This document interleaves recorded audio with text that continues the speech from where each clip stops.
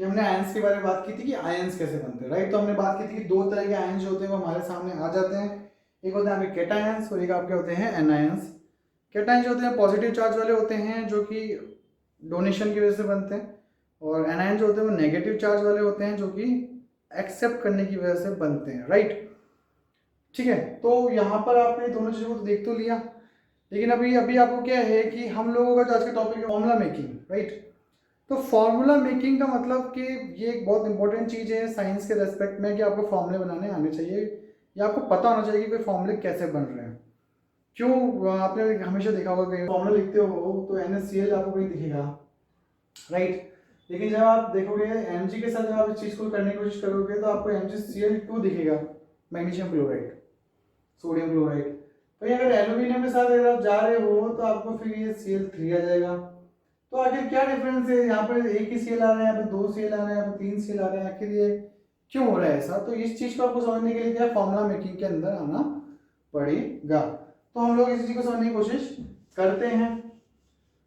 तो बेसिकली देखो अभी आपकी स्क्रीन पे क्या है, आपको एक फोटो दिखाई दे रही है, आपको एक पिक्चर दिखाई दे रही है। उस पिक्चर के अंदर बहुत सारे जो है वो केमिकल फॉर्मूलाज आपको दिख रहे होंगे सिंबल्स के साथ। ये सारे जो हैं ये कहलाते हैं आयंस, और ये जो आप पूरा देख रहे हो इसका नाम है आयन टेबल। जो आयन टेबल है उसके अंदर में आपको 3 कॉलम दिख रहे हैं। जो फर्स्ट कॉलम है उस फर्स्ट कॉलम के अंदर में आपको जो कुछ भी दिख रहा है वो आपके पॉजिटिव आयंस है, राइट। यानी कि वो मेटल से बने हुए आयंस है, यानी कि वो डोनर्स हैं। जो दूसरी जो आपको सेंटर में जो आपको लिस्ट दिख रही है वो है आपके नॉन मेटेलिक आयंस, या फिर इनको नॉन मेटल्स वाले आयंस भी बोल सकते हो। ये आपके नेगेटिव आयंस की कैटेगरी में आते हैं। इसमें बस एक ही एक्सेप्शन है, जो आपको हाइड्रोजन दिख रहा है वो हाइड्रोजन जो है वो H+ की फॉर्म में भी है और H- की फॉर्म में भी है। वो ऐसा क्यों होता है हम समझने की कोशिश करेंगे उसको। जो थर्ड कॉलम आप देख रहे हो उस थर्ड कॉलम के अंदर जो है वो आपको दिखाई दे रहा है पॉली एटॉमिक आयंस। यहाँ पर 2 इंपॉर्टेंट वर्ड है, ध्यान रखिए बच्चों। एक है मोनो एटॉमिक और एक है पॉली एटॉमिक। मोनो मतलब एक ही एटम वाला आयन, जिस मोनो मतलब 1, तो जिस एटम में जिस आयन में एक ही एटम हो that is known as mono atomic ion. पर जिस आयन में एक से ज्यादा एटम्स होते हैं उसे हम बोलते हैं पॉली एटॉमिक आयंस। पॉली मतलब मैनी, बहुत सारे। तो ये आप देख रहे हो जैसे कि आपको सबसे ऊपर दिख रहा है अमोनियम। अमोनियम जो होता है NH4+, तो इसका मतलब क्या हुआ, उसमें एक तो है नाइट्रोजन और 4 है हाइड्रोजन, यानी कि उसके अंदर टोटल मिला के 5 एटम है प्रेजेंट। तो यानी कि ये पॉली एटॉमिक आयंस हो गया। यहाँ पे जितने भी आयंस आप देखते हो, चाहे वो कार्बोनेट हो, चाहे वो सल्फाइट हो, चाहे वो सल्फेट हो, नाइट्रेट हो, हाइड्रोजन कार्बोनेट हो, उन सब के अंदर क्या है, एक से ज़्यादा एटम्स प्रेजेंट है। इसलिए these all are known as poly atomic ions. Okay guys, तो आज चलिए फिर से हम लोग बोर्ड पे आते हैं, व्हाइट बोर्ड पर। तो आप लोगों को फॉर्मूला मेकिंग जो देखनी है, ये आपको जो आयन टेबल आपको भी दिखाई दी थी, ये आपको क्या करनी है, आपको याद करनी है, आपको अच्छे से याद होनी चाहिए, ठीक है। अब इसको याद करने का तरीका क्या है, आप एक दिन इसको लेके बैठ गए और इसको याद करना शुरू कर दिया, ऐसे याद नहीं होगी। इसको याद करने के 2 तरीके हैं। या तो आप बहुत सारे फॉर्मूले जो हैं वो डिज़ाइन करिए, जो हम करेंगे अभी देखेंगे कैसे, फिर आप अपनी प्रैक्टिस कीजिएगा। जब आप फॉर्मूलों की प्रैक्टिस करोगे, जब आप बहुत सारे फॉर्मूलाज बनाओगे, तो आपको ये धीरे धीरे अपने आप याद होने शुरू हो जाएंगे। मैंने अपनी स्कूल लाइफ में इसको ऐसे याद किया था। सेकंड जो इसको याद करने का तरीका है वो ये है कि आप सुबह शाम इसकी एक चीट बना के रख लीजिए अपने पास, और सुबह शाम नाश्ते के साथ और शाम को खाने के साथ या आपको सोने से पहले एक बार इसको रिवाइज कर लीजिए, तो आपको ये आयन जो टेबल है वो याद हो जाएगी। आयन टेबल बच्चों याद करना बहुत जरूरी है। सबसे इंपॉर्टेंट काम जो आपके लिए है पूरी केमिस्ट्री में वो है आयन टेबल को लर्न करना, क्योंकि ये वो चीज़ है जो आपको लर्न करनी पड़ेगी। उसमें आपको बहुत ज़्यादा कोई अंडरस्टैंडिंग हेल्प नहीं करने वाली। This is a memory based data, so you must be learn it, cram it, so it will be in your memory forever ever, right? So the thing is now formula making में हम फिर से आ जाते हैं। तो क्या होता है फॉर्मूला मेकिंग, देखो आप लोगों ने बात की थी कि भैया स्टेबिलिटी के लिए ऑक्टेट रूल को फॉलो किया किसने, एटम ने, और वो उसने अपने इलेक्ट्रॉन्स को या तो डोनेट कर दिया या फिर उसने एक्सेप्ट कर लिया, और इसकी वजह से ये हुआ, इसकी वजह से ये हुआ कि उसने बनाए आयंस। कौन कौन से आयन बनाए, कैटायन, और साथ में उसने बनाया एनायन, ठीक है। अब ये आयन बन गए। आयन मतलब चार्ज पार्टिकल, पिछले हमने देखा था।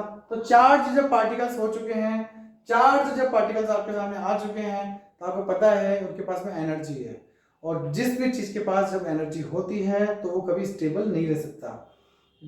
तो आप समझ गए कि एटम ने सारा काम क्यों किया। एटम ने सारा काम किया स्टेबिलिटी पाने के लिए।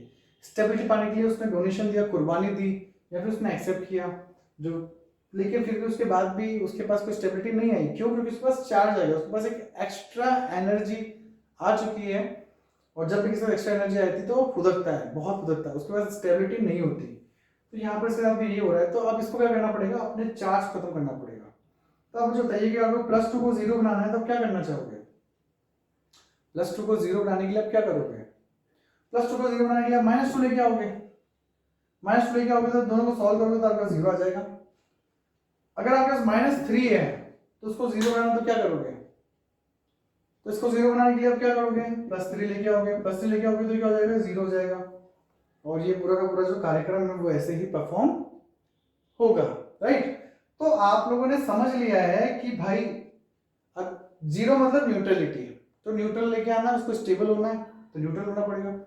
तो यानी कि उसको जितना उसको न्यूट्रल होने के लिए जितना उसके ऊपर चार्ज है उसके अपोजिट चार्ज जो है वो उसको लेके आना पड़ेगा अपने साथ, उसके साथ जाके मिलना पड़ेगा, उसके साथ जाके उसको गठबंधन बनाना पड़ेगा, उसके साथ जाकर के उसको एक्सचेंज करना पड़ेगा अपनी एनर्जी का। तब जाकर क्या होगा कि उसका जो चार्ज होगा वो न्यूट्रल हो जाएगा और वो स्टेबल हो जाएगा।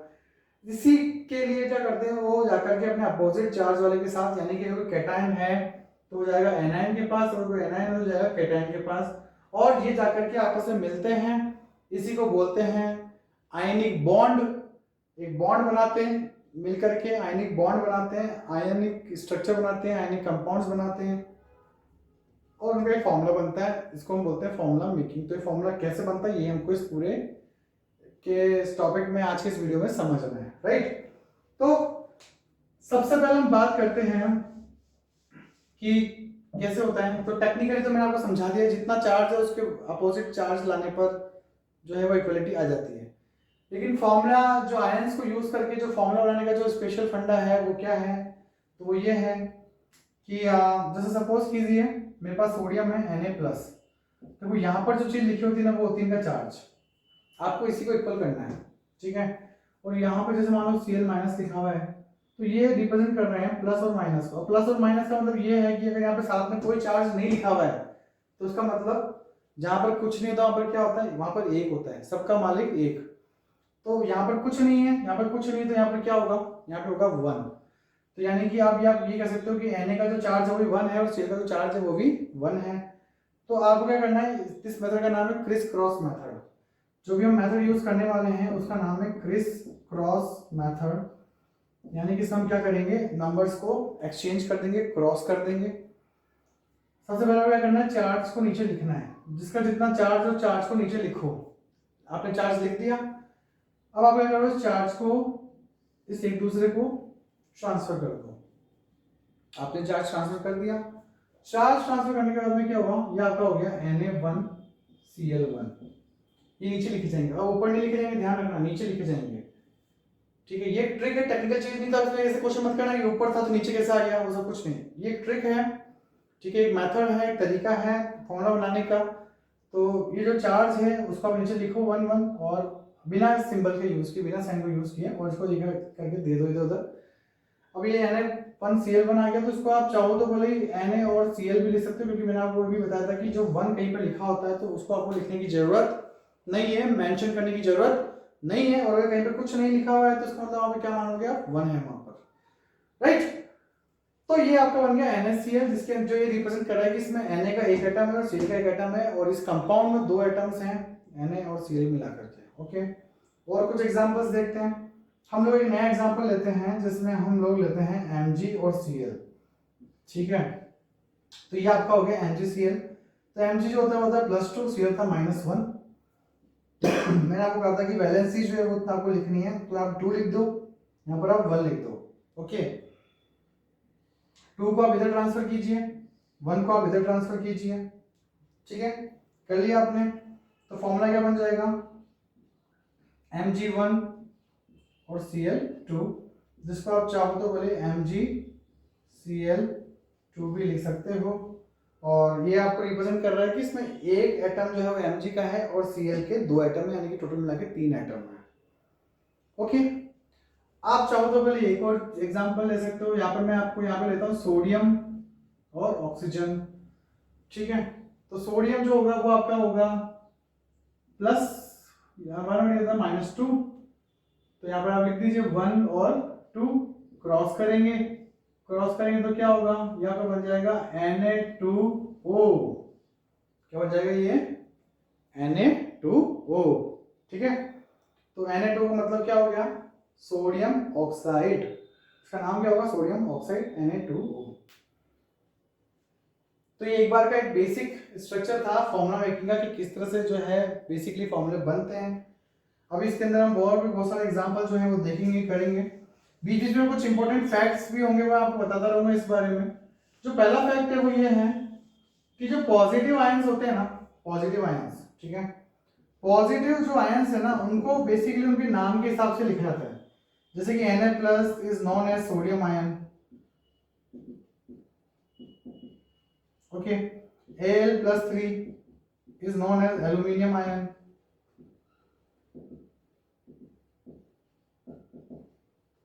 तो बस आयन वर्ड ले लेते हैं। आयन वर्ड एक्चुअली रिप्रेजेंट करता है कि हाँ ये इस पे चार्ज है, ठीक है। यहाँ पर इसके नाम के साथ में ये कहीं भी नहीं लिखा होता है कि इसमें एक चार्ज है, दो चार्ज है, तीन चार्ज है, बस एक सोडियम आयन का मतलब होता है कि हाँ चार्ज वाला सोडियम एटम। एल्यूमिनियम आयन का मतलब हुआ चार्ज वाला सोडियम एल्यूमिनियम एटम।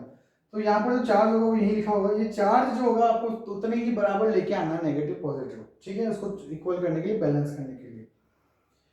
लेकिन जब आप बात करते हो नेगेटिव आयंस के बारे में, तो नेगेटिव आयन जो होते हैं ना उनके नाम के साथ में क्या होता है, आईडी लगा होता है, IDE। जैसे कि क्लोरीन Cl-, तो ये आपका बन जाएगा क्लोराइड,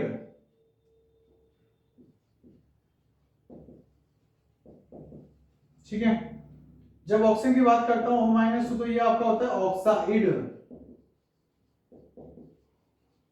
है ना। वैसे ही bromide, iodide, nitride, sulphide, phosphide, तो ये सब जो आयंस हैं वो सब आयन क्या कहलाते हैं, नेगेटिव आयंस कहलाते हैं। हाइड्राइड H-, जब मैं H- की बात करता हूं तो वो आपका होता है हाइड्राइड। तो ये सारे आयन जो होते हैं वो नेगेटिव आयंस होते हैं। तो आपने देखा कि पॉजिटिव जो आयन होते हैं वो हमेशा उनके नाम से जनरली जाने जाते हैं, पर जो नेगेटिव आयंस होते हैं उनके नाम के लास्ट में जो है IDE लगता है, उनकी थोड़ी स्पेलिंग को मॉडिफाइड करके और लास्ट में ID लगा देते हैं। जैसे क्लोरीन को बना दिया आपने क्लोराइड, ऑक्सीजन को आपने बना दिया ऑक्साइड, हाइड्रोजन को आपने बना दिया हाइड्राइड, ब्रोमीन को आपने बना दिया ब्रोमाइड, ठीक है। तो ये जो है ये एक फैक्ट है, इसको आपको पता होना चाहिए, या आपको पता रखना अपने पास, इसको आप उतार भी सकते हो, उसको उतारते रहिए। नोट्स उतारना जो है वो आपका परम कर्तव्य है, परम धर्म है। नोट्स तैयार कर लीजिए, नोट्स जो है वही सब कुछ है, आपके जीवन का सार जो है वो नोट्स में है। जैसे गीता का सार है, भगवान कृष्ण ने उस टाइम गीता को रिटन फॉर्म में लिख दिया था, आप उसका फायदा उठा रहे हैं, वैसे ही इन नोट्स को क्या है कि आप लिख लीजिए, तो इससे क्या है कि आपको उसका चिरकाल तक, लंबे समय तक जो है फायदा मिलता रहे। क्रिस क्रॉस मेथड के अंदर जो हम आगे चलते हैं, हम कुछ और चीजों के बारे में बात करते हैं। हम लोग लेते हैं एल्यूमिनियम ऑक्साइड, ठीक है। तो एल्यूमिनियम ऑक्साइड की जब बात करता हूं तो एल्यूमिनियम जो है वो आपका होता है +3, ऑक्सीजन होता है वो होता है -2, ठीक है। अब यहाँ पे क्या लिखोगे, आप 3 लिखोगे, यहाँ पे आप 2 लिखोगे, क्या करोगे, क्रिस क्रॉस करोगे, तो क्या बन जाएगा आपको, बिल्कुल सही सोच रहे हो आप, Al2O3, क्या कहलाएगा ये, एल्यूमिनियम ऑक्साइड। तो ये किसका फॉर्मूला बन गया, एल्यूमिनियम ऑक्साइड का। एल्यूमिनियम ऑक्साइड के अंदर आपने देखा कि मतलब 3 2 थे, तो मतलब 2 एल्यूमिनियम के जब आप आयन लोगे तो उनको आपको संतुष्ट करने के लिए, उनको आपको बैलेंस करने के लिए, उनके चार्ज खत्म करने के लिए आपको 3 ऑक्सीजन के एटम लगेंगे। आप इसको ऐसे भी समझ सकते हो, जब में आप लिखते हो MgCl2, तो इसका मतलब क्या होगा, इसका मतलब ये होगा कि एक मैग्नीशियम के एटम का चार्ज खत्म करने के लिए 2 क्लोरीन के एटम जो है वो लग रहे हैं, ठीक है। अभी हम लोग कुछ और इसमें एग्जांपल्स देखते हैं। मैं एग्जांपल देता हूं मैग्नीशियम और ऑक्सीजन। तो Mg होता है +2, ऑक्सीजन होता है -2, ठीक है। तो ये आ गया आपका 2 2, क्रॉस कीजिए, क्या हो जाएगा, Mg2O2। अब जब भी दोनों जगह अगर इक्वल इक्वल चार्ज हो ना, दोनों जगह इक्वल चार्ज हो, तो उसको आप हटा सकते हो। तो इसको आप सीधा सीधा क्या लिख सकते हो, इसको आप सीधा सीधा MgO भी लिख सकते हो। जैसे मान लो कोई अगर ऐसा एल्यूमिनियम आप नाइट्राइड बनाते हो, ठीक है, एल्यूमिनियम नाइट्राइड बनाते हो तो Al भी क्या होता है +3 होता है, और नाइट्राइड का N जो होता है -3 होता है। तो जब इसका भी क्या होगा 3 और 3 चार्ज, तो ये दोनों क्या हो जाएंगे आपके क्रॉस में, तो इसमें क्या हो जाएगा आपका Al3N3, ठीक है, और एल्यूमिनियम नाइट्राइड। तो ये आपका बन गया एल्यूमिनियम नाइट्राइड का फॉर्मूला।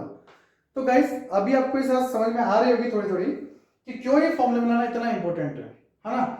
कि फॉर्मूला के आपको बनाने आएंगे, कहीं भी अगर लिखा हुआ है एल्यूमिनियम नाइट्राइड तो आपको फटाफट से दिमाग में आ जाएगा एल्यूमिनियम नाइट्राइड मतलब Al, एक एल्यूमिनियम का एटम है एक नाइट्रोजन का एटम है और वो आपस में मिलकर के बना रहे हैं एल्यूमिनियम नाइट्राइड।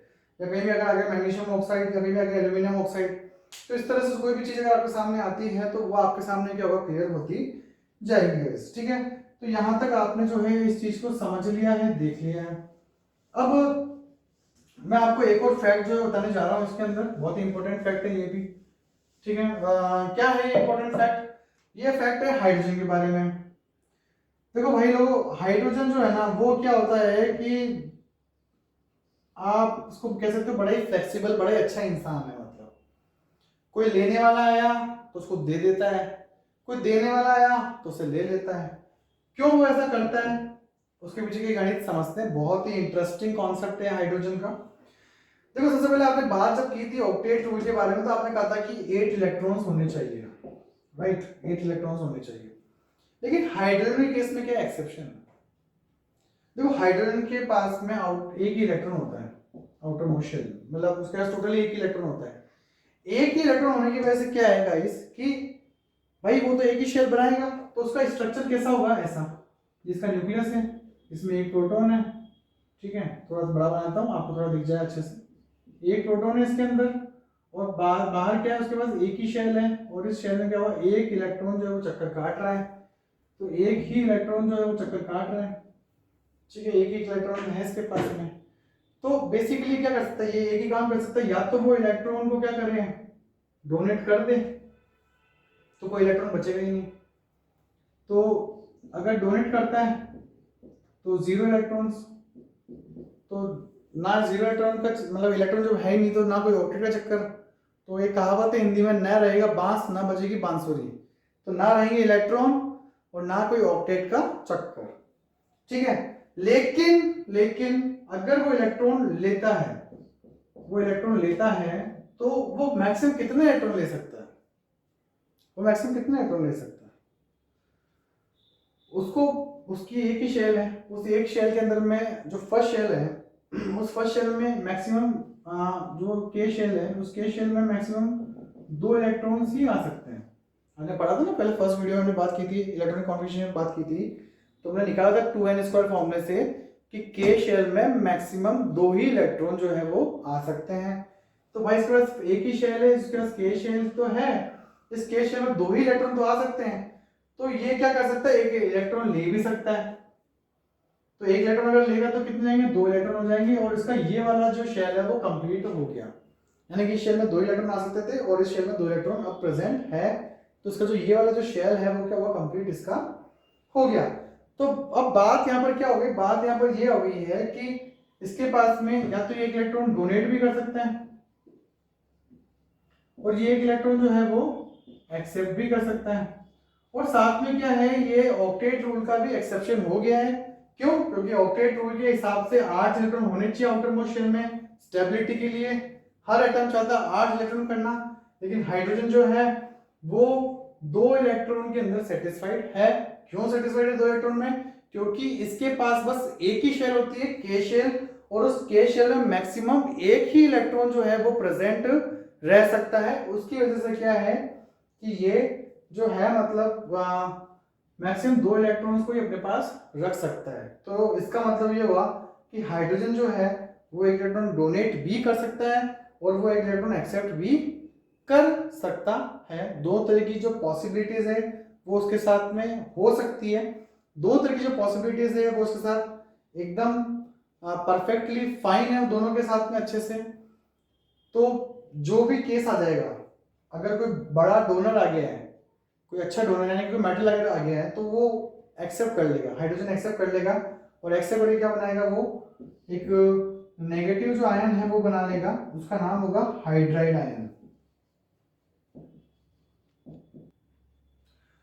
और साथ में वो क्या कर सकता है, अपना एक इलेक्ट्रॉन जो है वो डोनेट भी कर सकता है, दे भी सकता है, और साथ में वो एक पॉजिटिव हाइड्रोजन आयन भी बना सकता है।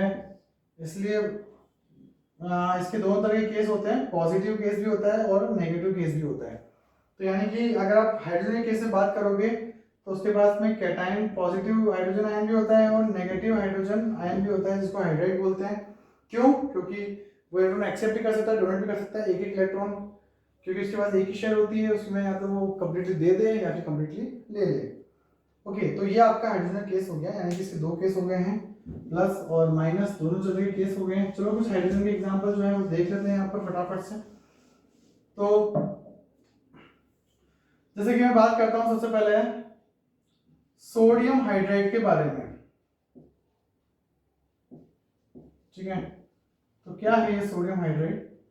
तो सोडियम हाइड्राइड जो है वो आपका Na+ और H-, इस केस में हाइड्राइड जो माइनस में आएगा 1 1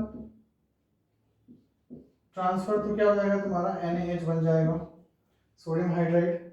लेकिन जब वही हाइड्रोजन क्लोराइड भी बनता है, हाइड्रोजन क्लोराइड, क्योंकि क्लोरीन जो है वो एक बहुत ज़्यादा बड़ा एक्सेप्टर है, बहुत ही ज़्यादा रिएक्टिव एक्सेप्टेंस है केस में, तो उस केस में हाइड्रोजन जो होगा उसको दे देगा। तो यहाँ पर H+ है और यहाँ पर Cl- है, वही एक एक इलेक्ट्रॉन का केस है, ये आराम से दे देंगे और क्या बना लेंगे, HCl बना लेंगे, ये बनाएगा हाइड्रोजन क्लोराइड, ठीक है राइट।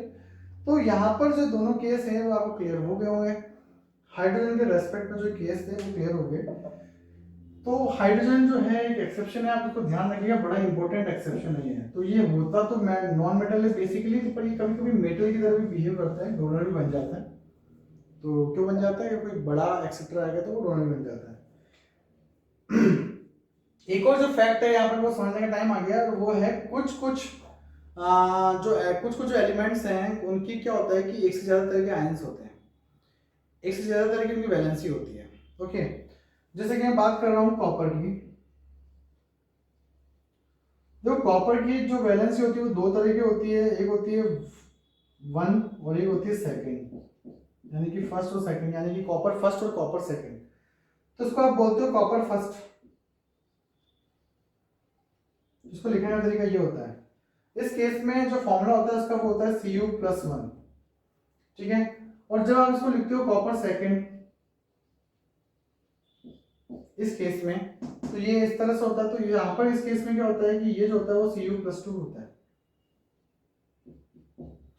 ठीक है। तो यानी कि कॉपर के पास दो वैलेंसीज हो गई है, Cu+1 Cu+2।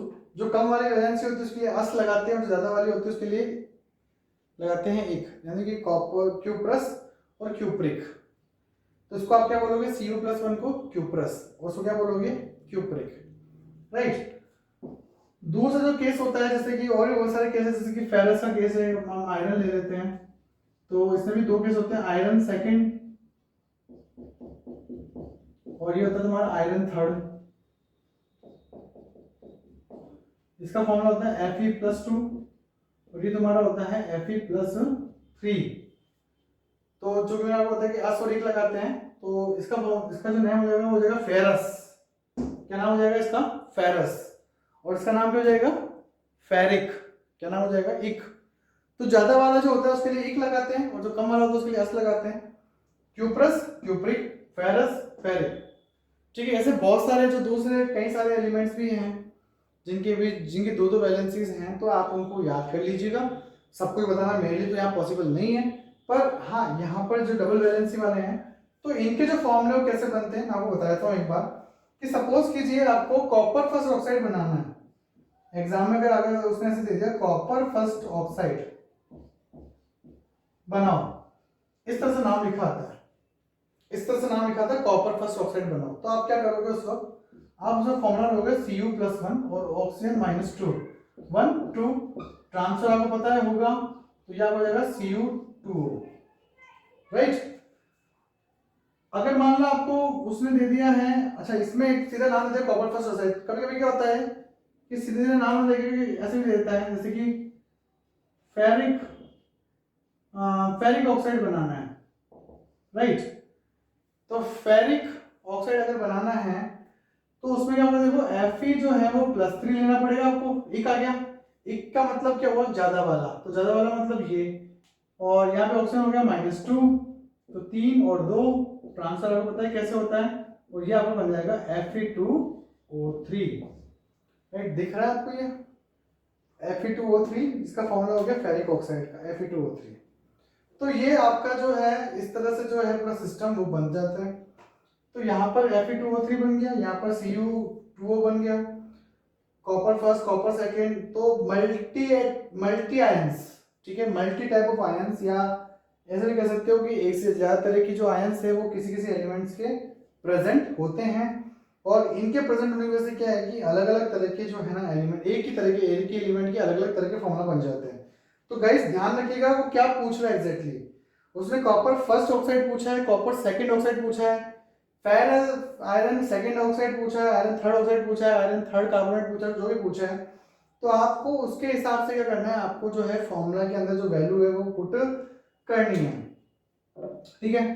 तो यहाँ पर क्या है कि ये जो आपका हो चुका है। अब इसके बाद जो थर्ड चीज है वो आपकी है मल्टी एटॉमिक आयंस का use of multi atomic ions, use of multi atomic ions, right. कैसे करते हैं मल्टी एटॉमिक आयंस को हम लोग यूज, तो मल्टी एटॉमिक आयंस में देखो ज्यादातर जो है वो नेगेटिव ही है आपके सिलेबस में जो है, उसमें एक ही जो नाम है वो है अमोनियम। अमोनियम जो होता है तुम्हारा NH4+, एक जो है वही एक पॉजिटिव आयन है, बाकी उसके अलावा जो है सारे नेगेटिव है। इनको मल्टी एटॉमिक आयन इसलिए बोलते हैं क्योंकि देखो इसमें एक नाइट्रोजन है और 4 हाइड्रोजन है। जो नीचे लिखा रहता है वो नंबर होता है, जो नीचे लिखा हुआ होता है नाम गाइस, वो ध्यान रखना वो नंबर होता है, नंबर कितने प्रेजेंट है उसके अंदर, ध्यान रखना। चार्ज हमेशा ऊपर लिखा रहता है। अच्छा इसमें क्या होता है कि इस पूरे के केस में कोई डिफरेंस नहीं आएगा, जब आप उसको यूज करोगे NH4 को, तो NH4 जो होगा वो पूरा का पूरा एक साथ रहेगा, हम साथ साथ टाइप, ठीक है। ये एक दूसरे को नहीं छोड़ेंगे, ये कहेंगे हम नहीं छोड़ेंगे एक दूसरे को। तो चार्ज होगा वो हटेगा और वो ट्रांसफर होगा क्रिस क्रॉस मेथड के हिसाब से, तो वो जो भी होगा हम देखते हैं। तो NH4 जो है वो पूरा एक साथ रहेगा, कार्बोनेट, हाइड्रोजन कार्बोनेट, ऐसे बहुत सारे अलग अलग तरह के हैं, तो हम लोग कुछ कुछ के यूज जो है वो देखते हैं और ये कैसे काम करते हैं वो भी देखते हैं, ठीक है। तो यहाँ पर हमने जो बात की है अभी, मैं आपको एग्जांपल लेना चाहता हूँ। मैं सबसे पहले एक इजी एग्जांपल ले रहा हूँ और वो है सोडियम कार्बोनेट, ठीक है। तो हम लोग ले रहे हैं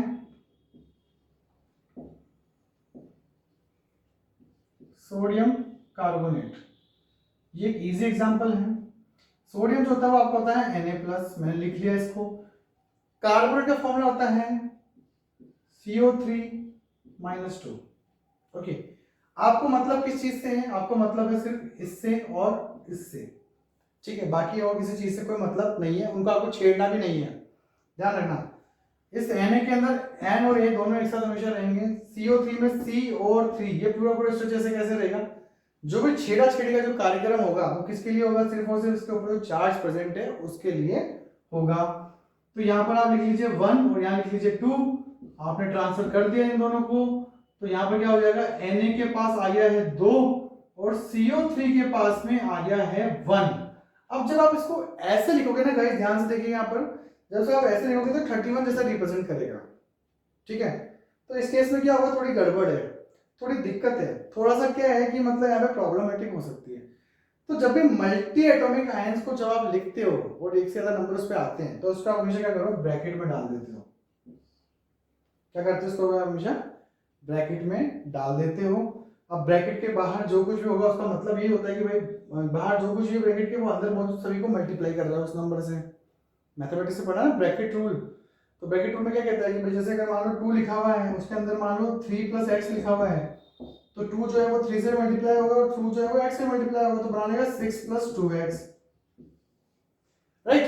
तो ये जो है वो पूरा सिस्टम ऐसे ही काम करेगा। अब आप क्या करोगे, आप इसको हटा दो, ठीक है। अब यहाँ पर चूंकि 1 है तो 1 तो लिखने की जरूरत है ही नहीं, तो 1 को लिखने की जरूरत नहीं है, तो आपको क्या लिखना है, सिर्फ Na2CO3 लिखने की जरूरत पड़ेगी। तो इसका फॉर्मूला बन गया। इसका नाम क्या होगा, सोडियम कार्बोनेट। क्या नाम होगा इसका, सोडियम कार्बोनेट। ठीक है, ओके। दूसरा फॉर्मूला होगा वो क्या होगा, दूसरी चीज होगी वो ये होगी कि जैसे सपोज करो आपने ले लिया है एल्यूमिनियम और आपने साथ में ले लिया कार्बोनेट। ठीक है, तो एल्यूमिनियम का फॉर्मूला क्या होता है, Al+3। कार्बोनेट का होता है CO3-2।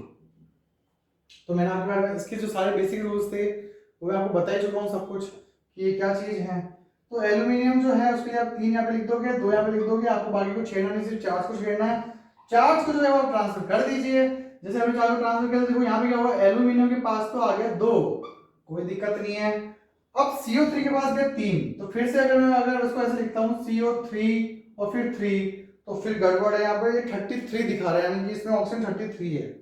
ठीक है, वैसे भी ये 3 जो है वो सब C और O दोनों के लिए है, तो इसको अलग अलग दिखने के लिए क्या करना पड़ेगा, आपको उसको डालना पड़ेगा एक ब्रैकेट के अंदर। तो ये बन जाएगा A2CO3 3। तो ये आपको फॉर्मूला बनाएगा एल्यूमिनियम कार्बोनेट का। ठीक है, तो ये आपको ये समझ में आ गया होगा कि मतलब जो मल्टी एटॉमिक आयंस हैं उनके फॉर्मूले जो है वो कैसे बन रहे हैं। आप इनकी प्रैक्टिस कर सकते हो, बहुत सारी प्रैक्टिस कीजिए। जितने ज्यादा प्रैक्टिस करोगे उतना ज्यादा क्या होगा, आपको इसका फायदा मिलता जाएगा।